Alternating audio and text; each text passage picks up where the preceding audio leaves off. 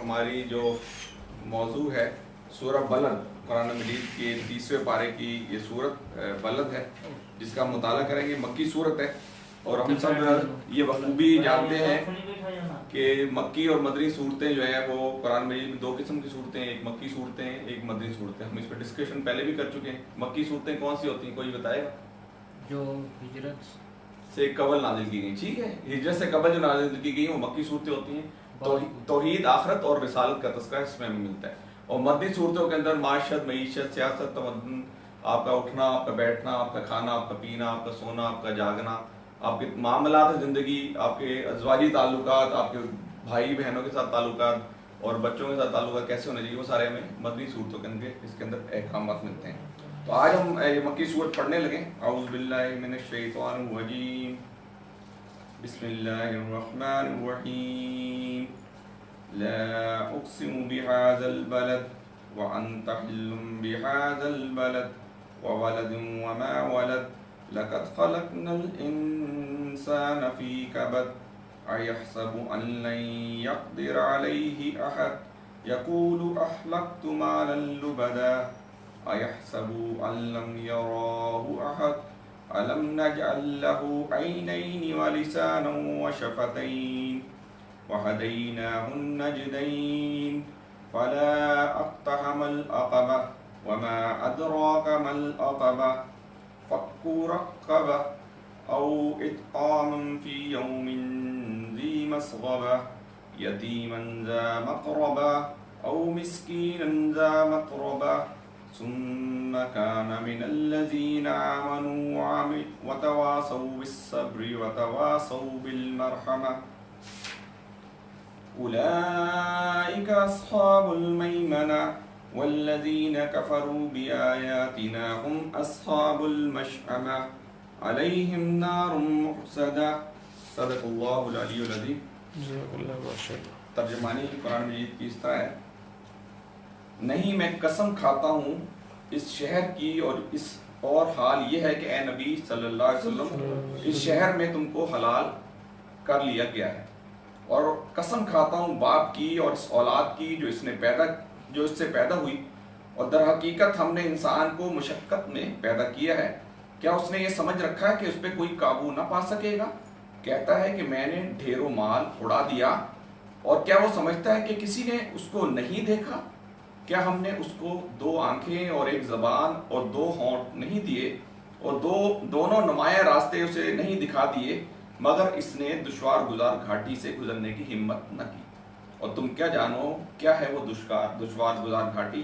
کسی گردن کو غلامی سے چھڑانا، یا فاقے کے دن کسی قریبی یتیم یا خاک نشین مسکین کو کھانا کھلانا، اور پھر اس کے ساتھ یہ کہ آدمی ان لوگوں میں شامل ہو جو ایمان لائے اور جنہوں نے ایک دوسرے کو صبر اور خلق خدا پر رحم کی تلقین کی۔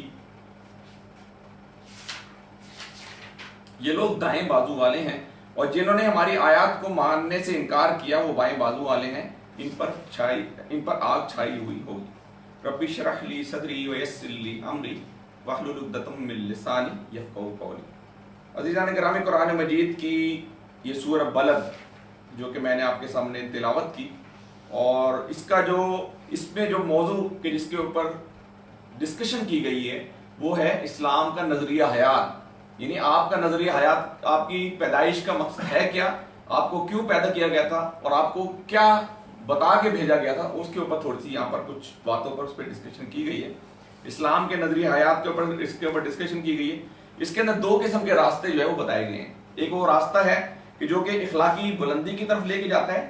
وہ کون سا راستہ ہے کہ جو اخلاقی بلندی کی طرف لے کے جاتا ہے؟ وہ یہاں پر وہ باتیں بتائی جا رہی ہیں کہ یہ وہ کام ہے کہ جو لوگ کریں گے وہ اخلاقی بلندی کی طرف جائیں گے اور معاشرے کی تشکیل کے اندر ایک اچھا کردار ادا کریں گے، اور ایک اخلاقی بستی کی طرف لے کے جاتا ہے، یعنی انسان کو ایک ایسی گراوٹ کی طرف لے کے جاتا ہے کہ جس کے نتیجے میں انسان جو ہے نا وہ گراوٹ کا شکار ہوتا چلے جاتا ہے اور اللہ کی نافرمانی کے اندر مبتلا ہوتا چلے جا رہا ہے۔ یہ دو راستے اس کے اندر بتائے جا رہے ہیں۔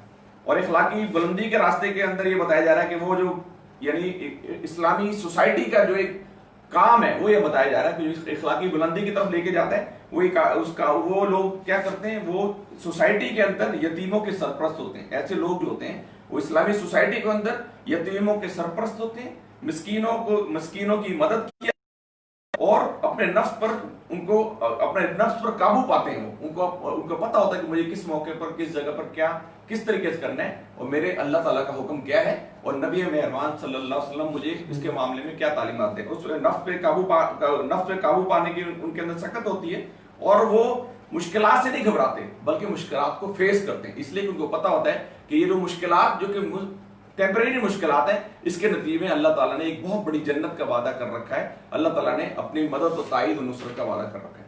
آئیے ہم اس کو آیت پر لے کے چلتے ہیں. سب سے پہلے لا اقسم بہذا البلد, نہیں میں قسم کھاتا ہوں اس شہر کی اور یہ حال ہے کہ اے نبی اس شہر میں تم کو حلال کر لیا.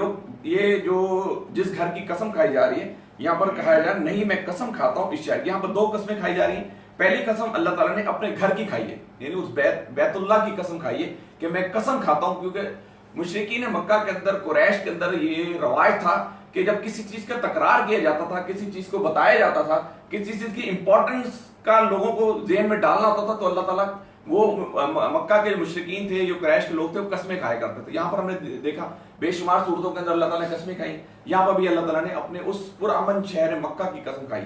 ٹھیک ہے نا, تو یہاں پر فرمایا کہ نہیں میں قسم کھاتا ہوں اس شہر کی. اللہ تعالیٰ نے سب سے اپنے شہر کی قسم کھائی یعنی مکہ کے شہر کی, اور حال یہ ہے کہ اے نبی اس شہر میں تم کو حلال کر دیں.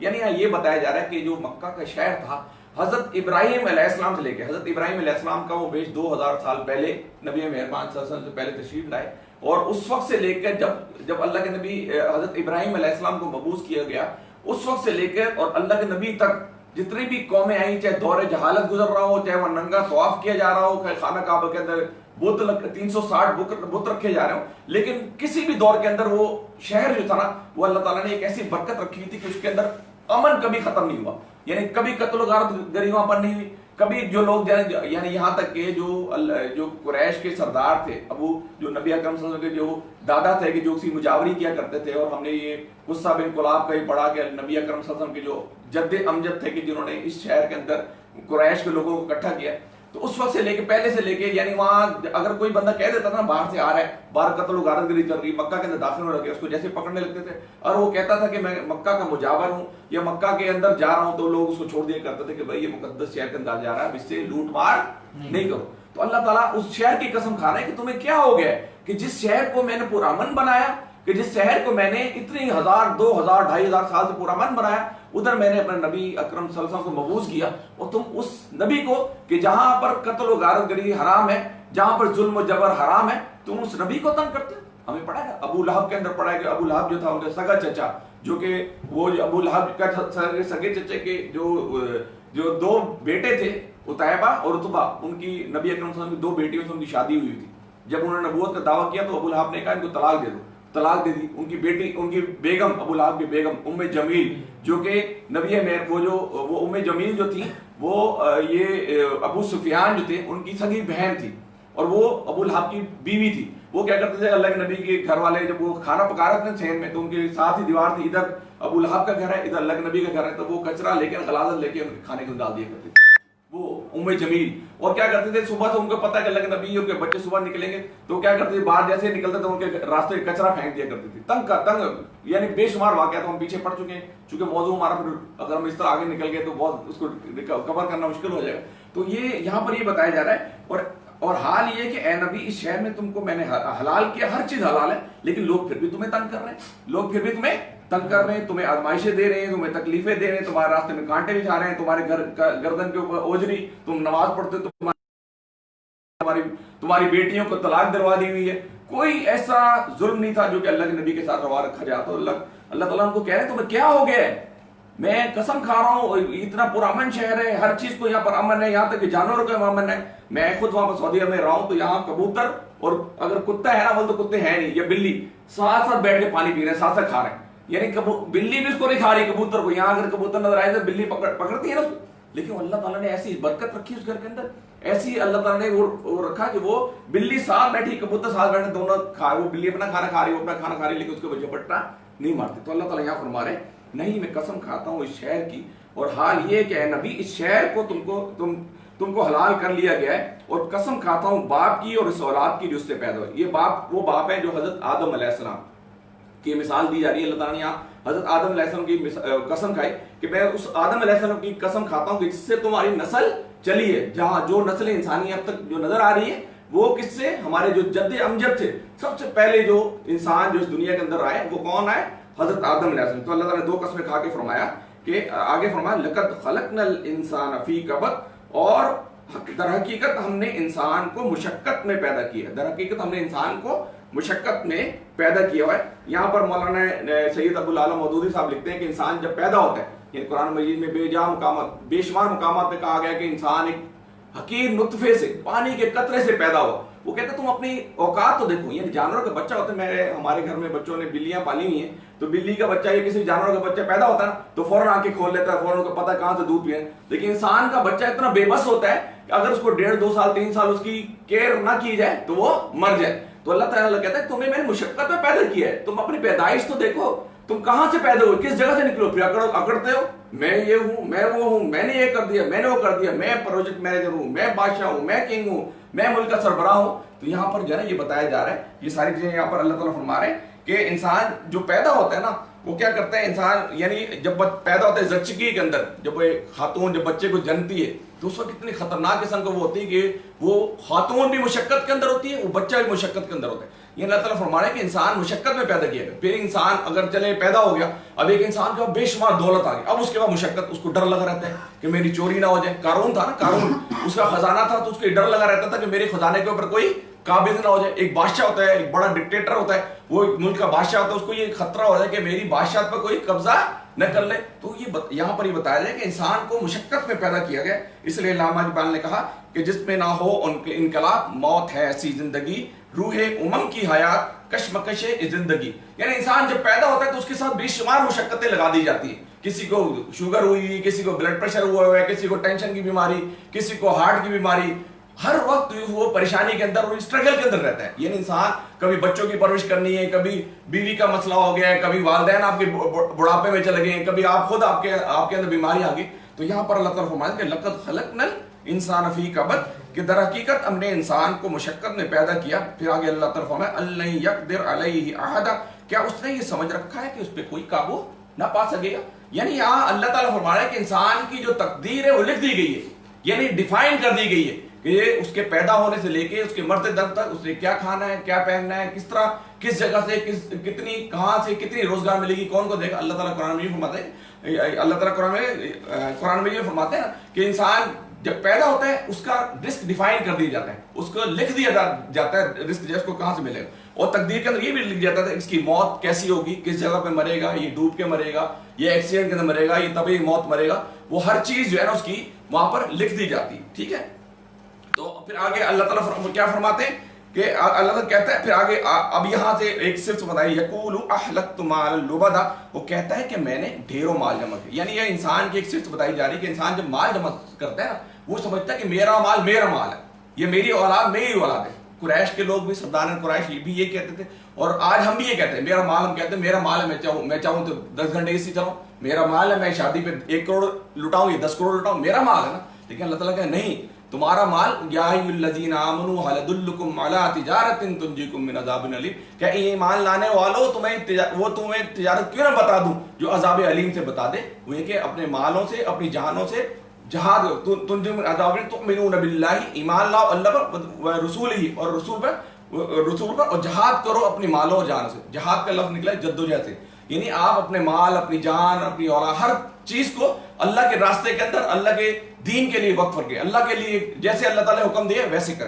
تو یہاں پر یہ کیا فرمایا جا رہا ہے کہ وہ سمجھتا ہے کہ اسے کوئی دیکھ نہیں رہا۔ یہاں پر یہ ہوتا ہے نا مال، یہاں پر یہ مولانا نے بھی لکھا کہ انسان بالقد ہوتا ہے۔ قریش کے اندر بھی یہ تھا کہ وہ اونٹوں کی ریس لگاتے تھے، لاکھوں روپے بہادری کرتے۔ ابھی میں پیچھے دنوں دیکھ رہا تھا کہ کویت کا ایک سربراہ، کویت کا جو سلطان ہے وہ فوت ہوا، اس کی جو گاڑی تھی، پوری گاڑی کے اوپر ڈائمنڈ لگے ہوئے تھے، اور یہاں تک کہ میں نے دیکھا اس کی جو محل تھا، محل کے جو سیڑھیاں تھیں وہ سیڑھیاں شیشے کی تھی، اور سیڑھیوں کے اندر ہیرے جڑے ہوئے تھے۔ تو اس کا مال کہاں رہے گا؟ وہ سارا سکندر اعظم جب اس دنیا سے گیا نا، بادشاہ تھا، وہ کہتا تھا کہ یہ دیکھو میں خالی ہاتھ جا رہا ہوں۔ اس نے کہا تھا میرا جو ہے نا یہ ہاتھ باہر نکال دینا، میرے یعنی کفن سے باہر نکال دینا، پاؤں کہ اتنی بڑی سلطنت پر حکمرانی کرنے والا وہ خالی ہاتھ جا رہا۔ تو ہم کیا کرتے ہیں؟ ہم مال قتل و غارت گیری کیوں کر رہے ہیں، ایک دوسرے کا مال غصب کیوں کر رہے ہیں، ایک دوسرے کو چیٹ کیوں کر رہے ہیں؟ ہم نہیں سمجھ رکھے، ہمیں کوئی پوچھ نہیں، ہماری دولت ہماری. میں ابھی گھر میں تھا نا تو میں نے کہا ہمارے لڑکے جاتے ہیں نا بات تو اے سی چلتا چھوڑ, میں نے کہا یار کیوں چھوڑ کے جاتے. نبی اکرم صلی اللہ علیہ وسلم ایک تو ایک صحابی کے ساتھ بیٹھے ہوتے ہیں تو کیا ہوتا ہے کہ وہ صحابی جو ہے کہ کھجوروں کا باغ ہوتا ہے, اتنا بڑا خوشہ توڑ کے وہ لے کے آیا تھا اور اللہ کے پانی. تو اللہ کے نبی کہتے ہیں تم یہ ایک بندے کے لیے اتنا بڑا خوشہ توڑ کے آؤ, ٹھیک ہے تمہاری باغ ہے لیکن اللہ تعالیٰ اس چیز کا تم سے حساب لے گا. یہ ٹھنڈا پانی اس کا بھی حساب لے گا, یہ کھجوریں اس کا بھی حساب لے گا. تو اگر میں گھر میں سے جا رہا ہوں لائٹ میری جلی ہوئی تو اس کا ایک ایک چیز کا ہے. صحابہ کرام تو یہاں تک کہ احتیاط کرتے تھے کہ وضو بھی کرتے تھے تو پانی اگر رک گئے تو بالکل ہلکا ہلکا کھولتے تھے کہ پانی ضائع نہ ہو, اس کا بھی حساب کتاب. یعنی یہ آپ کے اوپر یہ نہیں کہ آپ کو اگر اللہ تعالیٰ جو دولت دی بس آپ جتنا مرضی بے درے لٹائیں. تو یہاں پر یہ ان کا یہی حال تھا کہ وہ شادی بیاہ پر اور یعنی اب آج کل ہم دیکھتے ہیں رسموں کے اندر 1-1 کروڑ کا ایک عروسی جوڑا جو 1-1 کروڑ کا بن جاتا ہے. ابھی پچھلے چیف جسٹس کی بیٹی اس کی بیٹے کی شادی ہوئی, پتہ کتنے کروڑ کا اس نے صرف عروسی جوڑا بنا دیا. تو اس کا حساب کتاب نہیں لیا جائے گا بھائی 1 کروڑ کے اندر پتہ نہیں کتنی بچیوں کی شادی ہو سکتی اور آپ جو ہے اتنا بے دریغ لٹا رہے ہو. تو اس لیے ہمیں جو بھی چیز آپ کو دی گئی ہے نا یہ اللہ تعالیٰ نے امانتاً دی ہے, اس کا اللہ تعالیٰ نے آپ سے حساب لینا ہے اور اس لیے ہمیں اس کی احتیاط کرنے کی. اب آگے کیا فرمایا جا رہا ہے, اَيَحْسَبُ أَلَمْ يَرَاهُ أَحَدًا, کیا وہ سمجھتا ہے کہ کسی نے اس کو نہیں دیکھا, کیا ہم نے اسے اب آگے اللہ تعالیٰ اپنی نعمتیں بتا رہی ہے کہ اللہ تعالیٰ فرماتا ہے کہ یہ انسان جو سمجھتا ہے کہ مجھے کوئی دیکھ نہیں سکتا, مجھے کوئی پکڑ نہیں سکتا, مجھے کوئی کچھ کہہ نہیں سکتا, تو اللہ تعالیٰ کہتا ہے کہ میں نے تمہاری تقدیر مقرر کر دی. یہ ہم نے دیکھا نا کرونا وائرس آیا جو انسان سپریم پاور اپنے آپ کو سمجھتے تھے, دنیا کی وہ طاقتیں جو اپنے آپ کو سپریم پاور سمجھتی تھی, کہتے تھے ہمیں کوئی کچھ کہہ نہیں سکتا, ہمیں کوئی کچھ پکڑ نہیں سکتا. اللہ تعالیٰ نے ایک چھوٹے سے جراثیم سے ایک وائرس سے ان کو گھٹنوں کے بل لا کے بٹھا دیا کہ تم اپنی اوقات تو سمجھو, تم کیا سمجھتے ہو کہ تم نے ایسے سمجھ رکھا ہے تمہیں کوئی پکڑ نہیں سکتا. تو اللہ تعالیٰ کیا وہ سمجھتا ہے کہ کسی نے اسے نہیں دیکھا. کیا پھر آگے اللہ تعالیٰ اپنی نعمتیں فرمائے الم نجعل لہ عینین ولسانا وشفتین, کہ ہم نے اسے 2 آنکھیں اور 1 زبان اور 2 ہونٹ دیے. یہ دیکھیے کہ میں یہ جیسے کیمرہ ریکارڈنگ کر رہا ہے نا, اس کے اندر 5 mega pixel 10 mega pixel 15 mega pixel, جتنی میگا پکسل زیادہ ہوتے ہیں اتنی کلیئرٹی آف دی پکچر زیادہ ہوتی, کلیئرٹی آف دی ویڈیو زیادہ ہوتی. اب یہ اللہ تعالیٰ نے ہمیں 2 آنکھیں دے رکھی, ایک آنکھ کا جو میگا پکسل ہے 576 میگا پکسل ایک کیمرہ. اور یہ میں آج سے 2 سال پہلے ایک اخبار پریس ریلیز پڑھ رہا تھا, اس میں کینن ایک برانڈڈ کمپنی ہے کہ جس نے کیمرہ بنایا, اس کا میگا پکسل رکھا 250 میگا پکسل, اور اس کی 1 سیکنڈ کی ویڈیو ریکارڈ کرنے کے لیے انہوں نے کہا کہ 1.25 GB چاہیے. کتنا چاہیے؟ 1.25 GB. اور اس کو جب میں نے ملٹی پلائی کیا ایک دن سے تو 1,03,680 GB, یعنی اتنا زیادہ اس کو ڈیٹا چاہیے. تم نے کہا کہ انہوں نے پریس ریلیز شائع کی کہ ہم اس قابل نہیں ہو سکے کہ ہم جو ہے نا وہ کوئی ایسی میموری ایجاد کر سکیں کہ جس کے نتیجے میں یہ ڈیٹا جو ہے اس کے اندر سیو ہو سکے. تو اللہ تعالیٰ نے اب یہ دیکھیں اللہ تعالیٰ نے ہمیں جو کیمرہ دے رکھا ہے, 2 ہمیں کیمرے دے رکھے ہیں, ٹھیک ہے جی, یعنی 576 میگا پکسل ایک, 576 میگا پکسل پہ ایک, اور کتنا لامحدود ڈیٹا ہمارے اندر سیو ہو چکا ہے. تو اللہ تعالیٰ یہاں کیا فرمایا الم نجعل لہ عینین ولسان, لسان کہتے ہیں زبان کو, یہ انسان کی زبان ہوتی ہے نا, زبان کے اوپر 10,000 ٹیسٹ بڈ, آپ نے دیکھا چھوٹے چھوٹے ابھار, آپ کی زبان پر چھوٹے چھوٹے ابھار ہیں, یہ ابھار جو انسان کا ذائقہ چکھنے میں مدد دیتے ہیں. اور انسان کے یہ جو 10,000 ٹیسٹ بڈ ہے ہر 3 مہینے کے بعد ریپلیس ہوتے ہیں, سارے کے سارے ریپلیس ہوتے ہیں, آپ کے زبان کے ٹیسٹ بڈ چینج ہوتے ہیں. اور اس کے بعد جیسے جیسے انسان کی عمر بڑھتی چلی جاتی ہے, یہ 10,000 سے 7,000, 7,000 سے 5,000, 5,000, 3,000, جتنا زیادہ ایجڈ بندہ ہوتا ہے, بوڑھا بندہ ہوتا ہے, اس کے ٹیسٹ بڈ 2-3 ہزار پہ رہتے ہیں, اس کو پتہ نہیں چلتا. وہ نمکین اس کے پوچھتے گھر والے کیا ذائقہ, کوئی پتہ چل رہا ہے کہ ایسے, اس لیے کہ ذائقہ ہے اللہ تعالیٰ نے اس کے ذائقہ ایسا اس کے ختم کر دی. تو اللہ تعالیٰ اپنی نعمتیں گزارا ہے الم نجعل لہ عینین ولسانا وشفتین, کہ ہم نے اسے 2 آنکھیں اور 1 زبان اور 2 ہونٹ دیے اور 2 نمایاں راستے دکھائے. وہدیناہ النجدین, ہم اس کو 2 نمایاں راستے دکھائے. پھر اللہ تعالیٰ فرماتے ہیں آگے مگر اس نے دشوار گزار گھاٹی سے گزرنے کی ہمت نہیں. اب دشوار گزار گھاٹی کیا تھی, آپ نے دیکھا نا کہ ابھی آپ پہاڑ پہ چڑھے ہوں, پہاڑ پہ چڑھے تو چڑھتے وقت بڑی تگ و دو کرنی پڑتی ہے, بڑی اسٹرگل کرنی پڑتی ہے. کہیں آپ کو یعنی جو ہائکنگ کرتے ہیں ان کو پتا ہے کہ کہیں آپ کا درخت آ جاتا ہے, کہیں آپ کا کھڈا آتا ہے, کہیں کھائی آئی تھی, کہیں ایسا پتھر سٹون آتا ہے جس کو چڑھنا بڑا مشکل ہوتا ہے. تو اللہ تعالیٰ یہاں پر یہ فرما رہے ہیں کہ ہم نے اس کو 2 راستے دکھا دیے مگر اس نے دشوار گزار گھاٹی سے گزرنے کی ہمت نہ کی. انہوں نے کہا کہ جو مومن جو اللہ کے جو انسان ہے نا وہ آسان راستہ تلاش کرتا ہے, دشوار گزار گھاٹی کے اوپر چڑھنا اور آسان راستہ کے نیچے اترنا. اب انسان کو کہتے ہیں کہ آسان راستہ تلاش کرتا ہے, وہ کہتا ہے یار میں شارٹ کٹ کروں, میں جو نا مجھے یہاں سے مل رہا ہے 2 نمبری سے میں یہ کام کر رہا ہوں. یعنی ہم نے حضرت علی والا واقعہ سنا. حضرت علی رضی اللہ تعالیٰ عنہ نماز پڑھنے جاتے ہیں اور نماز پڑھنے جاتے ہیں تو وہاں پر گھوڑا ساتھ لے کے جاتے ہیں, تو آگے ان کو کوئی چیز کھڑی, کوئی بندہ ملتا نہیں, تو ایک شخص نظر آتا ہے, اس کو گھوڑا پکڑا کے اور خود اندر چلے جاتے ہیں. باہر نکلتے ہیں کہ چلو ان کے ذہن میں خیال پیدا تھا کہ میں اس کو 2 درہم جو دوں گا اس کی سروسز کے نتیجے. دیکھتے ہیں جو گھوڑا کھڑا ہے وہ زیرہ غائب, وہ پوچھتے ہیں تو پتہ چلتا ہے دکان سے شاید مل جائے. وہ دکان سے دیکھتے ہیں ان کو اپنی زیرہ, تو کہتے ہیں کتنے کی, کہتے 2 درہم. کہتے دیکھو انسان کتنا تھوڑا دلا, کتنا لالچی, کتنا دلباز واقع ہوا ہے. ہر چیز کو جلدی حاصل کرنے کے نتیجے میں اس نے یہ چیز جو اس کو حلال طریقے سے ملنی تھی, میں نے کو 2 درہم دینے تھے, اس کو وہ حرام طریقے سے ملی. انسان جو ہے نا وہ بڑا وہ کیا کرتا ہے, شارٹ کٹ تلاش کرتا ہے, آسان راستہ تلاش کرتا ہے. کہتے ہیں یار میں اگر یہ کر لوں تو مجھے جلدی پروموشن مل جائے گی, میں اگر اس کی لیگ پولنگ کروں, اگر اس کو میں نیچے گراؤں تو مجھے یہ جلدی پروموشن حاصل ہو جائے گی, مجھے عہدہ جلدی مل جائے گا. اگر میں یہ 2-4 جگہ 2 نمبری کر لوں تو میں جلدی موٹر سائیکل بنا لوں گا. یعنی آسان راستہ. تو اللہ تعالیٰ کیا فرما رہے ہیں یہاں پر, یہ فرما رہے ہیں کہ فلا اقتحم العقبہ, کہ مگر اس نے دشوار گزار گھاٹی سے گزرنے کی ہمت نہیں کی. جو انسان کا جو انسان کے لیے بتایا جا رہا ہے کہ جو مومن بندہ ہوتا ہے نا, وہ اللہ تعالیٰ کی قربت حاصل کرنے کے لیے, اللہ تعالیٰ کی نزدیکی حاصل کرنے کے لیے وہ اس راستے کو اختیار کرتا ہے, چاہے وہ دشوار ہو چاہے جیسا بھی ہو, لیکن وہ مشکل راستہ بھی ہو تو اس کو اختیار کرتا ہے کیونکہ اللہ تعالیٰ نے اس کو حکم دیا ہوتا ہے. تو یہاں پر یہ فرمایا جائے وَهَدَيْنَاهُ النَّجْدَيْنِ, کہ اگر 2 نمایاں راستے تو تم کیا جانو وہ دشوار گزار گھاٹی کیا ہے. پھر آگے اللہ تعالیٰ 2-3 چیزیں بتا رہا ہے کہ دشوار گزار گھاٹی. جو مکہ کے اندر یہ روایت تھا کہ وہ کیا کرتے تھے, غلاموں کو کسی بھی بندے کو ایسے پکڑ لیا کرتے تھے, پھر اس کو بیچ دیا کرتے تھے غلام. تو دشوار گزار گھاٹی سے بچنے کا جو طریقہ کار بتایا جا رہا ہے کہ وہ بتایا جا رہا ہے کہ کسی گردن کو غلامی سے چھڑانا, یا فاقے کے دن کسی قریبی یتیم یا خاک نشین یا مسکین کو کھانا کھلانا. انہیں مکہ کے اندر روایت ہے کہ یتیموں کے ساتھ بڑا برا سلوک کیا کرتا تھا, یتیموں کو بڑا یعنی پریس کر کے رکھا. ابو جہل جو تھا نا, ابو جہل کے پاس ایک لڑکا تھا جو یتیم تھا. ایک دو کیا ہوا کہ لوگوں نے اس کو کہا کہ یار یہ وہ لڑکا پیسے مانگنے جاتا تھا ابو جہل سے, تو ابو جہل ہمیشہ منع کر دیا کرتا تھا. تو مشرکین مکہ کے سردار تھے, ان کے دل میں شرارت سوچی. انہوں نے کہا کہ انہوں نے اس لڑکے کو کہا کہ ابو جہل تو تمہارے پیسے نہیں دے گا, ایسا کرو وہ جو نبی ہے نا, اس نبی کے پاس جو یہ تمہیں پیسے دلوا دے. وہ اللہ کے نبی کو لے کے وہ بچہ چلے گا اللہ کے نبی کے پاس. اس کو پتہ نہیں تھا کہ پیچھے گیم کیا چل رہی. انہوں نے کہا کہ میرے ابو جہل کے پاس پیسے ہیں. وہ جناب سیدھے نبی صاحب کے ساتھ ہے, ابو جہل کے دروازہ کھٹکایا. ابو جہل سے کہا بھائی تم اس کے پیسے کیوں نہیں دے.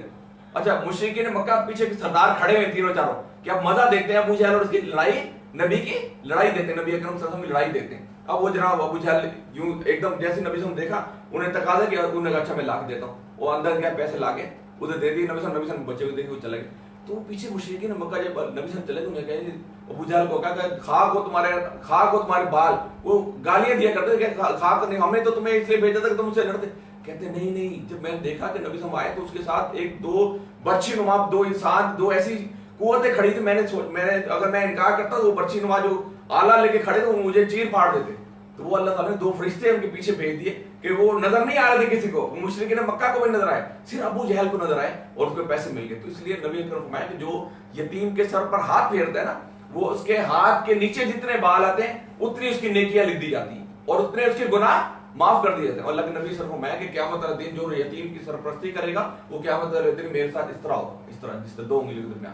تو یہ دیکھیں یہاں پر یہ اللہ تعالیٰ فرمایا. اور مسکین یعنی پیچھے بھی کئی بہت ساری آیات کے اندر ہے کہ مسکینوں کو کھانا دینے پہ نہیں اکساتے.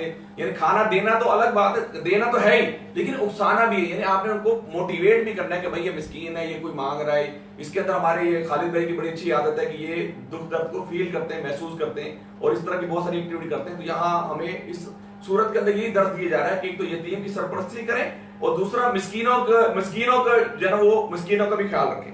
آگے کیا فرمایا جا رہا ہے پھر اس کے ساتھ یہ کہ آدمی ان لوگوں میں شامل ہو جو ایمان لائے اور جنہوں نے ایک دوسرے کو صبر اور خلق خدا پر رحم کی تلقین کی. یعنی یہ ایک تو صرف یہ بتائی جا رہی ہے کہ غلامی سے گردن, آج کل کے چونکہ غلام نہیں, تو میں سعودی عرب کے بھی تھا, بہت سارے ایسے لوگ ہوتے ہیں جو کہ بیچارے ان کو یعنی جیل کے اندر ایسے ہی بند کر دیا جاتا ہے. مجرم نہیں ہوتے وہ بیچارے, کسی اور کھاتے میں ایسے بند ہوئے تھے. اگر ان کے اوپر کوئی جرمانہ لگ گیا تو آپ ان کا جرمانہ پے کر سکتے ہیں. اگر سخت رکھتے ہیں تو ان کو چھڑوائیں, یتیموں کو کھانا کھلائیں, مسکینوں کے حوالے سے. اور یہاں آگے سے بتائی جا رہی ہے کہ وہ صبر, انسان کے اندر صبر کا جو ہے نا جذبہ وہ بھی ہونا چاہیے اور رحم کی تلقین کرتے ہیں. یعنی مومن کے اندر رحم کے حوالے سے 2-4 حدیث لے کے ہم اپنے ٹاپک کو وائنڈ اپ کریں گے. نبی مہربان صلی اللہ علیہ وسلم, بخاری کی حدیث ہے کہ اللہ تعالیٰ اس شخص پر رحم نہیں کرتا جو انسانوں پر رحم کرتا ہے, جو اللہ تعالیٰ اس شخص پر رحم نہیں کرتا جو انسانوں پر رحم نہیں کرتا. دوسری حدیث میں ہے کہ رحم کرنے والوں پر رحم کرنا اور زمین والوں رحم کرنے والوں پر رحم کیا کرو, زمین والوں پر رحم کرو گے, آسمان والا تم پر رحم کرے گا. اور پھر نبی صلی اللہ علیہ وسلم نے فرمایا کہ جو رحم نہیں کرتا اس پر رحم نہیں کیا جاتا. یعنی اس میں ہوتا ہے کہ انسان رحم کیوں نہیں کرتا؟ جب انسان کے پاس اقتدار آتا ہے نا, جس انسان کے پاس طاقت آتی ہے, جب انسان کے پاس مال آتی ہے تو بے رحم ہو جاتا ہے, وہ ظالم ہو جاتا ہے, وہ جابر ہو جاتا ہے, وہ کہتا ہے میں سب کچھ ہوں. آپ نے دیکھا جب یہ شریف برادران کے پاس جب اقتدار تھا, بے شمار ایسے واقعات میڈیا کے سامنے آتے تھے کہ وہ دبا دیا کرتے تھے, قتل کر دیا کرتے تھے بے شمار ایسے. جب بھی قوت ملتی ہے تو انسان تکبر کے اندر مبتلا ہو جاتا ہے, بے رحم ہو جاتا ہے, ظالم ہو جاتا ہے.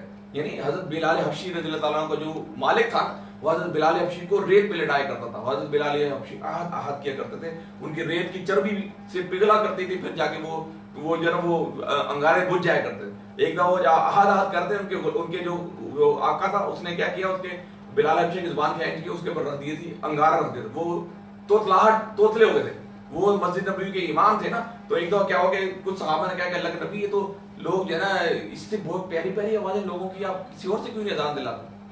جناب یہ واقعہ ہے, مجھے اس کے اتھینٹسٹی کے ایگزیکٹلی پتہ نہیں. تو ان سے اذان صبح فجر کی اذان ہوگی, نماز ہوگی, دن نہ نکلے. اب جناب اوپر سے کافی دیر ہوگی, اوپر سے ایک فرشتہ آیا اللہ کے نبی کہ آپ فجر کی نماز نہیں؟ انہوں نے کہا فجر کی نماز تو ہوگی. انہوں نے کہا بلال حبشی کی اذان ہوا کرتی تھی, ہماری جماعت ہوتی تھی, پھر نیچے جماعت ہوتی تھی, اب تو ہماری جماعت کھڑی ہوئی ہے, بلال حبشی کی اذان کی آواز نہیں.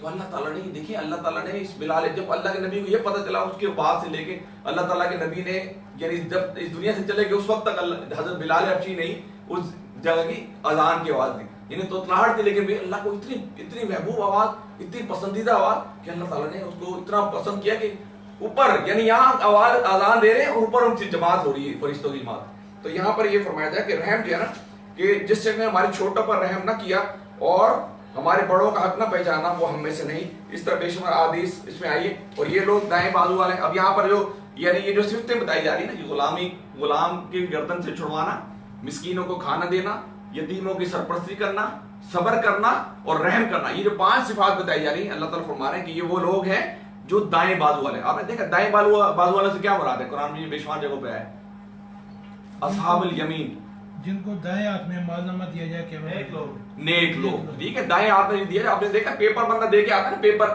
جب پیپر دیتا ہے جو بندہ ٹاپ آتا ہے وہ ایسے لے کے آ رہا ہوتا ہے, ٹھیک ہے, اور جو بندہ فیل ہوتا ہے ایسے پیچھے. تو وہ کل وکاس بھائی نے بھی پرسوں بتایا تھا نا, جو بائیں بازو والے ہوں گے وہ کیا کریں گے, وہ آگے ہاتھ نہیں کریں گے, وہ کہیں گے نامہ اعمال تو پیچھے ایسے کر رہا ہوں, تو ان کا نامہ اعمال ان کے پیچھے ہی دے دیا جائے گا. تو دائیں بازو والے یہاں بتایا جا رہا ہے کہ جو یہ 5 صفتیں ہیں, غلامی سے گردن چھڑوانا, اس کے بعد مسکین کو کھانا دینا, اس کے علاوہ یتیم کی پرورش کرنا, اس کے علاوہ صبر کرنا, اس کے علاوہ رحم کرنا. یعنی رحم کی صفت جو نا آپ کے اندر ضرور پیدا ہونی چاہیے. تو اللہ تعالیٰ اس کے لیے پھر آگے فرمائے اور جنہوں نے ہماری آیات کو ماننے سے انکار کیا وہ بائیں بازو والے ہیں. اللہ تعالیٰ کہہ رہے ہیں جو ان آیات کو مانتا نہیں ہے, جو نبی کو تنگ کرتا ہے, جو آگے پیچھے ساری باتیں بتائی جا رہی ان کا انکار کرتا ہے, وہ بائیں بازو والے ہیں اور ان پر آگ چھائی ہوئی ہوگی. ٹھیک ہے جی. تو ہم ایک دفعہ اس کا یہ دیکھ لیتے ہیں کہ اس کے اندر جو کنکلوژن اس کا جو تھی, اس کے اندر میں نے آپ کو بتایا کہ یہ نظریہ حیات, انسان کا نظریہ حیات, اس کے اوپر ڈسکشن کی گئی ہے. اور اس کے بعد 2 راستے, ایک دشوار گزار راستہ, ایک آسان راستہ. یعنی ایک راستہ وہ بتایا جا رہا ہے جو کہ اخلاقی بلندی کی طرف لے کے جاتا ہے. وہ کون سا راستہ, اس میں کیا کیا چیزیں بتائی جا رہی ہیں جلدی سے بتا دیں. رحم کرنا اور یتیموں کی سرپرستی کرنا اور مسکین کو کھانا کھلانا اور صبر کرنا. یہ 4-5 چیزیں, یہ اخلاقی بلندی, یعنی یہ اسلامی سوسائٹی کی ذمہ داری ہے. اسلامی سوسائٹی سے مراد ہے کہ اگر ملک کے اندر اسلام کا نظام قائم نہیں ہے تو اس کا مطلب کہ یہ امت مسلمہ کی ذمہ داری ہے کہ وہ ایسے لوگوں کو تلاش کریں, یتیموں کو تلاش کریں, مسکینوں کو تلاش کریں, اور اس کے علاوہ کہ صبر کی تلقین کریں, اس کے علاوہ رحم کریں. جو لوگ رحم نہیں کر رہے ان کو کوشش کریں, ان کو تلقین کریں. ٹھیک ہے.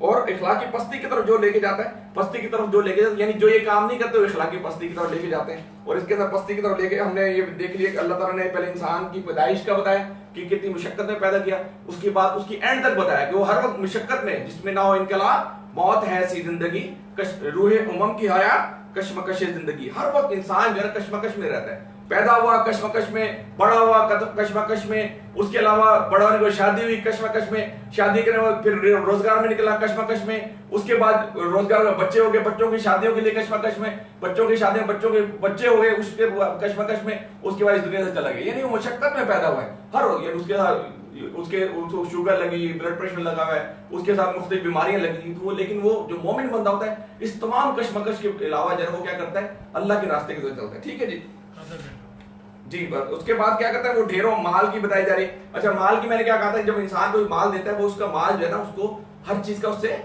حساب کتاب لیا جائے گا. اس کا مطلب ہے کہ اگر میں یہاں گھر سے نکل رہا ہوں اور میری لائٹ یہاں جل رہی ہے اور اس کمرے میں کوئی نہیں, تو اس کا حساب اس کمرے والے سے لیا جائے گا جو اس کا انچارج ہے, جس کو اس کا نگران بنائے. جس کا مطلب آپ کو ہر چیز کا کیلکولیٹڈ انداز میں چلانا ہے, کیونکہ مجھ سے قیامت کے دن ایک ایک چیز کا حساب کتاب لیا جائے گا. اس کے بعد اللہ تعالیٰ نے آنکھوں کا بتایا, آنکھوں کا ہم نے ذکر کر لیا, زبان کا بتایا, وہ ٹیسٹ بڈس اس کا ہم نے ذکر کر لیا.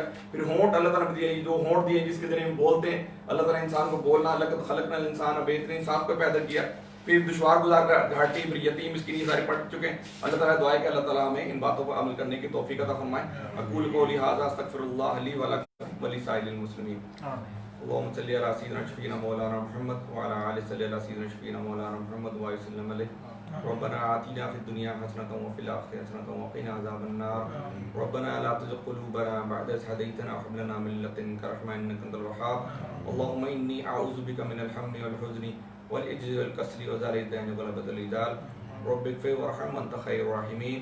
رب اغفر وارحم وأنت خير الراحمين. صلی اللہ تعالیٰ علیہ خیر کی سیدنا مولانا محمد وعلی آلہ وصحبہ اجمعین برحمتک یا ارحم. فنش کر دیں آئے تو نہیں تھا 3 جی, کریٹ آئی تو نہیں تھی. نہیں جو فنش بولو کیا شروع ہی ہونے لگی ہے. نہیں ہوگی. ویسے کہہ رہے فنش کیا آپ نے؟ نہیں